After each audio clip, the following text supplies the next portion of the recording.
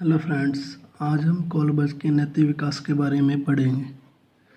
जो कोलबर्स हैं, सिद्धांत के बारे में पढ़ने से पहले हमें मालूम होना चाहिए कि ये जो आपके कोलबर्ग हैं वो कहाँ के रहने वाले थे, किस तरह के व्यक्ति थे।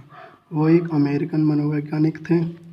उन्होंने पियाजे की जो डेवलपमेंट की थ्योरी है, कॉग्निटिव डेवलपमेंट, उससे वो बहुत प्रभावित हुए। 2009 में शिकागो की यूनिवर्सिटी में उन्होंने अपना काम शुरू किया और 2009 में उन्होंने सुसाइड करने की कोशिश करी। इनका मानना था कि नैतिक व्यवहार के लिए नैतिक तर्क जरूरी है। तो इस सबसे पहले हमें व्हाट इज़ द मॉरलिटी, मतलब नैतिकता क्या है, इसके बारे में जानना बहुत ज़रूरी है। नैतिकता एक ऐसी अवस्था है जिसमें व्यक्ति बालक क्या सही है क्या गलत है इसका निर्णय लेता है। किसके आधार पर? नैतिकता के आधार पर। इसे हम नैतिकता कहते हैं कि मॉरलिटी, राइट और रॉन्ग, ये किसके बेसिस पे वो निर्णय लेता है, डिसीजन लेता है कि क्या सही है क्या गिरेगा।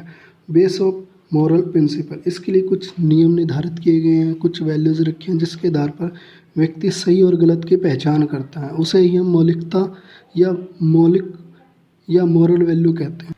कोलबर्ग ने क्या करा, उनकी फेमस हाइजेंक डेलिमा फेमस है। उन्होंने क्या करा, 72 स्टूडेंट के सैंपल लिए, उसमें उनको एक दुविधा की। कैसी कि उन्होंने अपने 72 स्टूडेंट को एक पर्सन हाइजिन की कहानी बताई कि उसकी पत्नी बहुत ज़्यादा बीमार थी। एक मेडिकल पे जाता है, वो क्या लेने के लिए? दवाई। वो दवाई उसी मेडिकल पर उपलब्ध थी जिसे खरीदने में वह असमर्थ था। मेडिकल वाले ने उसे पैसे से दवाई देने से मना कर दिया। तो इस सिचुएशन में इस पर्सन को क्या करना चाहिए? वह अपनी पत्नी को मरने दे या चोरी करके दवाई से अपनी पत्नी की जान बचा ले। आखिरकार लास्ट में चोरी करके दवाई से वह अपनी पत्नी की जान बचा लेता है। तो कोलबर्ग बच्चों से पूछते हैं कि क्या उसने सही डिसीजन लिया है रॉन्ग। तो बच्चे अपनी नैतिकता के तर्क के आधार पर लॉजिक लगाकर बोलते हैं सही है गलत है। जिस आधार पर वो सही और गलत का वो करते हैं, निर्धारण करते हैं, उसे मॉरल रीजनिंग कहते हैं। कोलबर्ग ने इसके आधार पर कुछ मॉरल वैल्यूज़ कुछ निर्धारित की। उनके 3 स्तर में उनको बांटा गया और उनकी 6 अवस्थाएं करी गई। जो 3 स्तर है, पहला है प्री कन्वेंशनल, मतलब पूर्व परंपरागत, जिसको चाइल्डहुड के स्टेज या बिफोर ऑफ किशोर अवस्था का एडोलेसेंस। सेकंड कन्वेंशनल, परंपरागत, उसको उसने किशोर अवस्था में कहा है कि यह अवस्था किशोर अवस्था के दौरान शुरू होती है। थर्ड का पोस्ट कन्वेंशनल, ये अवस्था अडल्टहुड में स्टार्ट हो जाती है बच्चों में। तो कोलबर्ग ने क्या करा, 3 तो लेवल दिए आपके और 6 स्टेजेस दी। तो उन 3 लेवल में से फर्स्ट लेवल क्या है? प्री कन्वेंशनल, पूर्व गर्भ परंपरागत, जो 0 से 9 की एज में स्टार्ट हो जाता है, मतलब चाइल्डहुड का पीरियड रहता है। इसमें फर्स्ट स्टेज क्या है? पनिशमेंट एंड ओबीडियंस, मतलब बच्चे को ये माइंड में रहता है कि जितनी बड़ी वो गलती करेगा उसे उतना बड़ा दंड प्राप्त होगा, अतः उसके दंड के अनुसार उसकी मौलिकता निर्धारित की जाती है।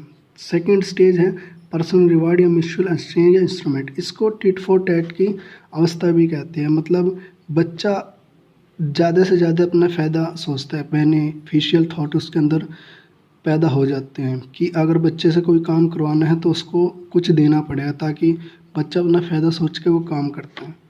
सेकेंड है कन्वेंशनल स्टेज, परंपरागत स्रोत। इसमें क्या है, ये एडोलेसेंस पीरियड में होती है 9 से 19 की एज के बीच में। इसमें थर्ड स्टेज है, जैसे 2 स्टेज उसमें होगी, थर्ड स्टेज है गुड बॉय और नाइस गर्ल ओरिएंटेशन। मतलब क्या है, बच्चे को गुड बॉय और बैड बॉय, अगर आप बैड कहोगे तो उसमें विचारहीन नैतिकता उत्पन्न हो जाती है, और गुड कहूँगा उसमें अच्छी नैतिकता उत्पन्न हो जाती है।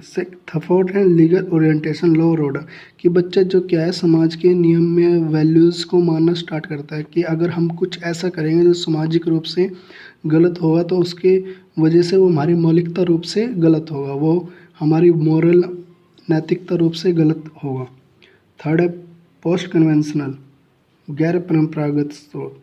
इसमें अडल्ट हुड, मतलब कि जो एडोलेसेंस की बाद की अवस्था वो ये है। इसमें 5वीं स्टेज क्या है उसकी? सोशल कॉन्ट्रैक्ट ओरिएंटेशन, इसमें क्या है कि समाज में कुछ नॉर्म वैल्यूज़ होते हैं, तो इसमें इंडिविजुअल के अनुसार वो उसमें नैतिकता के अनुसार उसमें चेंज कर सकता है, ये एबिलिटी उसके अंदर पैदा हो जाती है। थर्ड आती है यूनिवर्सल एथिकल प्रिंसिपल, कि इसमें क्या है कि बच्चा सामाजिक नियमों, वैल्यूज़, नैतिक नियमों उसके अनुसार एब्स्ट्रैक्ट थिंकिंग पैदा कर देता है, मतलब अमूर्त चिंतन भी वो स्टार्ट कर देता है।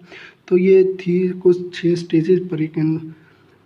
पहली punishment, obedience, personal reward, mutual exchange, instrumentary. Second में थी थर्ड है good boy, bad boy, legal orientation, social contract orientation या यूनिवर्सल एथिकल प्रिंसिपल। इनकी ये थी। इसके कुछ आलोचना भी है, क्यों हुई इनकी आलोचना? जो इनकी स्टूडेंट थी मेन कॉन्ट्स गिलिगन, इसने क्या करा, इसने इनकी आलोचना क्योंकि इन्होंने जेंडर बैन है, जितने भी इन्होंने एग्जाम्पल लिए इन्होंने बॉयज़ के लिए, इन्होंने गर्ल्स को निगलेक्ट किया और बॉयज़ को इम्पोर्टेंस दी।